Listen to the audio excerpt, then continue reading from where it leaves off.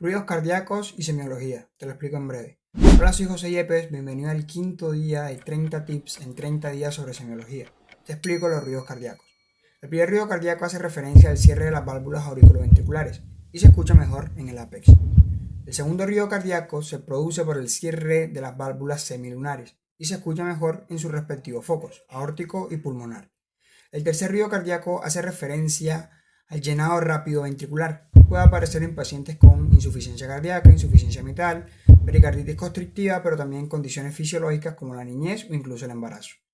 El cuarto ruido cardíaco hace referencia a la contracción atrial y va a ser mucho más marcada en los pacientes con miocardiopatía hipertrófica y con estenosis aórtica. Nos vemos en el video de mañana, día 6 del reto.